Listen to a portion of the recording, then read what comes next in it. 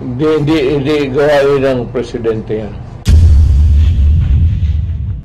Ayaw kong magyabang. I took up, and Lyceum could show the records. Marami akong kinuha about foreign affairs and foreign politics. I studied geopolitics and political thought. I was under Jose Maria Sison. Ayaw kong mag-insulto. Inumpisahan mo eh. Kung tinawagan mo sana ako, hindi ka makatanggap nito. Ikaw, putang ina ka, hindi ka nakatapos hanggang second year college ka lang. Dumaan ako sa lahat ng taga-foreign affairs. Undersecretary Ingles, si Ambassador Terona, Viana, si David Rapos, then si Maria Sison. Kaya kung sabihin, mas marunong kayo sa akin. Alam kong ginagawa ko. Diplomatic and consular, master ko po yan, dumaan ako dyan. Let me be very clear on this. We have not conceded anything to China. There might have been exchange of control over the China Sea. Pero those were really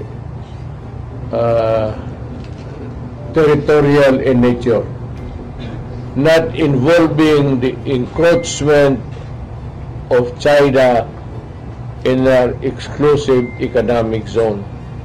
Iba yun. Yung sabi nila territorial, we are studying it still until now so that I can give you a concrete picture of everything. Ang problema lang nito, maraming hindi naman they are not party to any of the discussion at itong biglang gentleman's agreement with Xi Jinping. Nobody in the Philippines today, either the Supreme Court, the Presidency, or Congress, can concede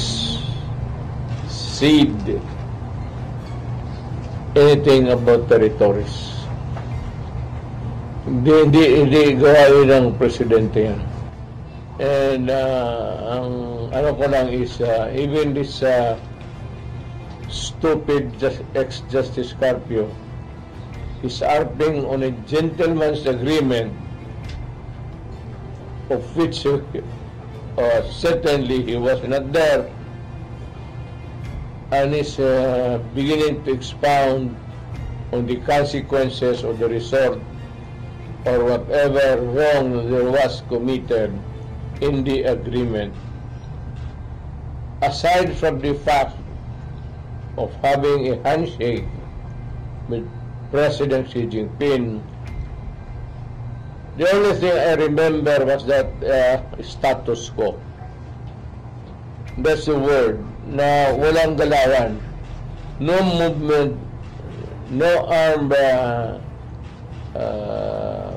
patrols there, as is where is, para walang magkagulo.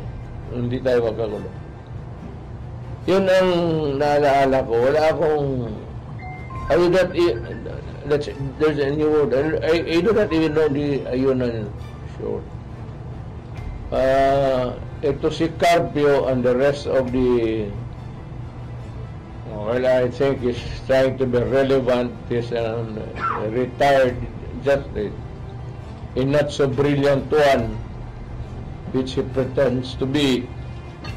Nawala naman siya doon.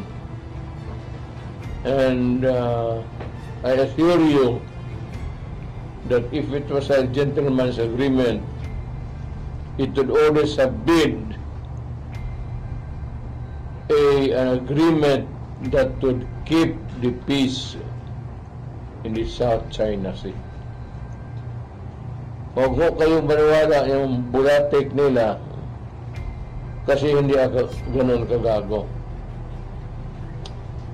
You know, ayaw kong magyabang. Kaya ako, bakit ako tumagal sa AB, sa Lyceum, is because after my political science course, I took up, and Lyceum could show the records. Marami akong kinuha about foreign affairs and foreign politics. Sabi ko, hindi ako nagyayabang. I studied geopolitics under Professor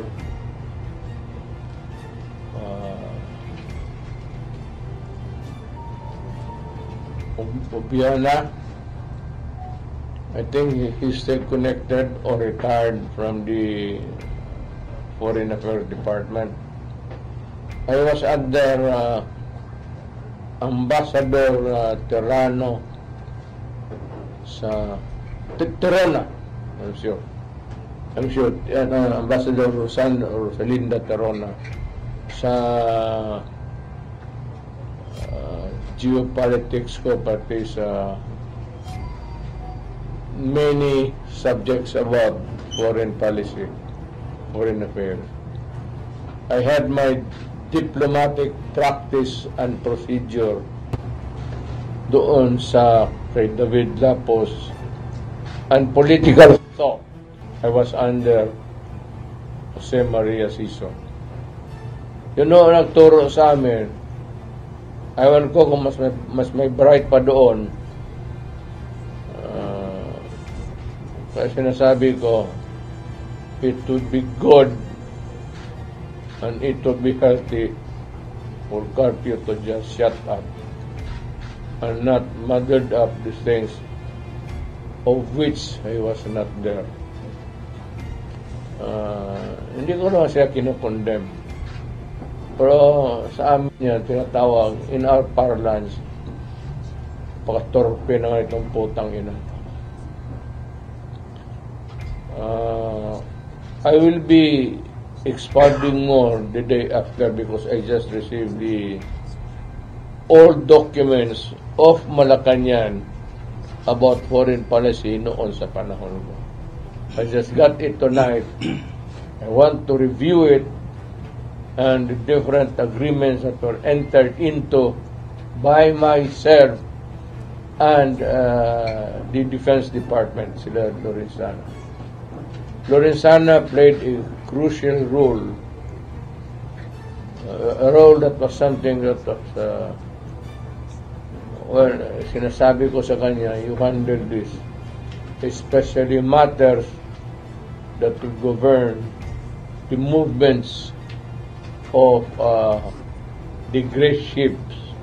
Wala pa namang great ships dyan sa, you know, yun ang binabantayan namin noon, the entry of the great ships. Pero walang nangyari. There was never a time that we sent the great ships in China and China sent there. Ano yung great ship? When we talk about great ships, we are talking about warships. Ang nangyari dito sa China all along was a coastal guard, coastal patrol. So,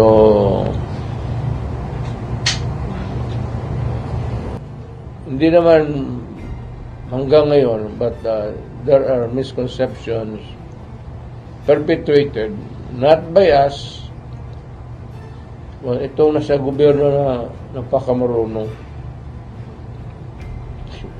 Hindi naman ako, no, it's the act of the president. Correct. But behind that act of the president, I will educate you. Hindi akin yan lahat. I cannot make a move relative to the security of the country without asking the military and the National Security Council. Yung agreement na yan, kung totoo, nasabi ko na sa mga military yan, you should not keep anything secret when you're talking about the national security. Ang mga military, nandyan talaga yan. Nandyan man si Anyo. He was my national security advisor. Advisor mo yan, Bongbong. Tanungin mo kung mayroong bang gentleman's agreement.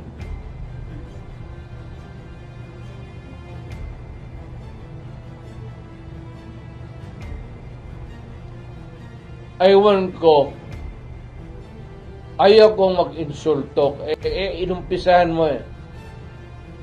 O tinawagan mo sana ako, di hindi ka makatanggap nito. Ikaw putang ina ka, hindi ka nakatapos hanggang second year college ka lang.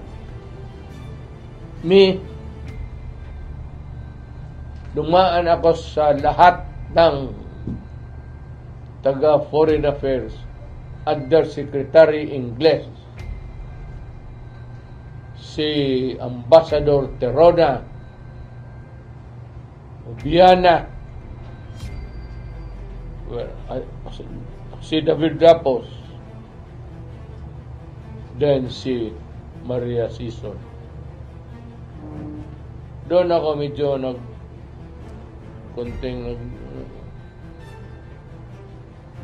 kaya huwag mong sabihin, mas marunong kayo sa akin. Alam kong ginagawa ko. Diplomatic and consular procedure. Master ko po iyan, dumaan ako dyan.